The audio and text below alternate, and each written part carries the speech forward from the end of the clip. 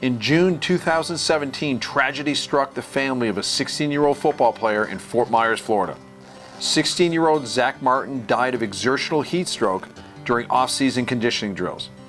I had the opportunity to sit down with Zach's parents, Ed and Laurie Giordano. To honor their late son, the Giordanos started a foundation named in honor of Zachary to keep young athletes safe and avoid their families from suffering the unthinkable loss the Giordanos live with every day. Before the morning of June 29, 2017, were there any warning signs that your son Zachary was in danger of heat illness? No. There had been no information as far as heat stroke in athletes, exertional heat illness type things. The only thing I was aware of was the acclimatization period that they have at the beginning of the school year, where they start off with helmets and then pads and then, work into having full uniforms. I assumed that the people who were coaching and volunteering and conditioning the football players during the summer months were knowledgeable in the sport and in risks involved in the sport, and also knowledgeable in first aid and recognizing symptoms and treating them. What steps do you recommend to parents and coaches and athletes to minimize their risk of exertional heat illness? We have set up the foundation to spread awareness and educate players, coaches, athletes, parents to understand the risks involved with practicing outdoors in the heat, in the sunlight. We are also advocating for wet bulb globe thermometers at each high school, along with a cold water immersion tub at each school. I think it's, not only putting the pen to paper of what those guidelines are, what the rules are, and the training around that, but it's also the preparation. I think of it as in school, kids have fire drills in case there's a fire in the school. From a practicality standpoint, coaches practice situations. 3rd and 2, what do I run? 4th and 1, what do I do? I think as much prep should be done as if someone, God forbid, breaks an ankle, who's responsible for calling the ambulance and what do we do?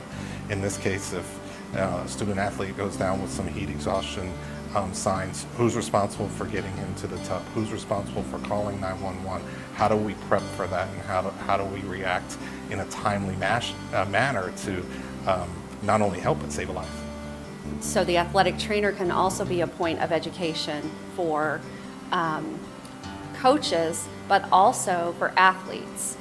You've done some amazing work with your foundation, the Zachary Martin Memorial Foundation, named in honor of your son. Tell me a little bit about the work you've done with both the awareness and the education of exertional heat illness. It was an idea that we talked about very soon after Zachary passed away. I began doing tons of research on heat stroke because I really knew nothing about it.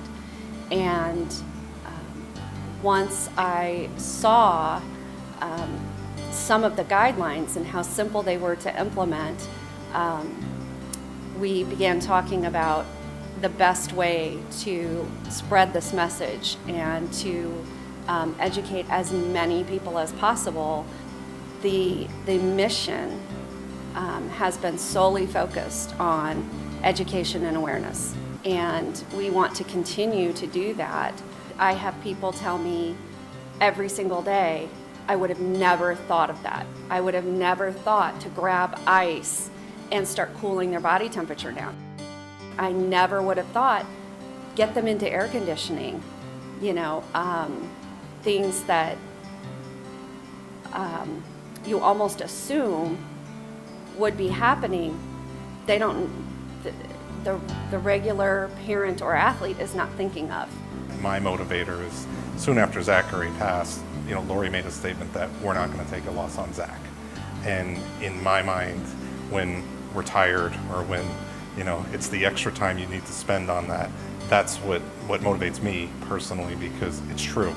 The saying is, if we can prevent this, if we can help one family not to experience what we've experienced and gain something good out of this, is truly, it is cliche, but it's true. If you had the opportunity to stand in front of a room filled with every youth football coach in the country, what would you say to them? Prepare. Understand the risks, understand, in the event of the unthinkable happens, prepare best you can to react to that. I would say that to the schools and the student athletes and their coaches. For families, I would say, don't assume the coaches or the teachers or whomever's involved are completely prepared. Vet the situation, vet the person, understand what their level of preparation is, and express concerns if there are gaps, and do what you can to help solidify those challenges and make them better for not only your own child but the others involved. But to pull back a little and say each one of these are a person with a family with responsibilities outside of this football field, outside of this competition arena, whatever that may be, and their stability and health is the number one priority, not necessarily winning the next game. Also to parents, you have to get involved. Your son Zach passed away during off-season conditioning drills with no medical coverage available. What are your thoughts on the value of a certified athletic trainer at all sporting events? I think it's incredibly critical, as Laurie mentioned, that is their primary focus. It's not running the play efficiently, it's not getting out of the huddle quickly, and it's not situationally being successful. Their focus is for the safety of the student athletes. I think it should be mandatory. In most situations, the injuries or the safety issues happen in the practice field, not on the game field. And it is truly a gap in protection for student athletes right now. I'm a proud member of the Corey Stringer Institute Medical and Science Advisory Board. Works with Dr. Doug Casa and his amazing staff, and we share research and protocols with athletic trainers and parents and coaches and athletes almost every day. But what you bring to the table, and from your vantage point in this battle against exertional heat illness, is so powerful. So Ed and Laurie Giordano, I thank you for being here today, and thank you for the great work you're doing, because you're saving lives. And I'm very grateful for that. Thank you. Thank you. Thank you.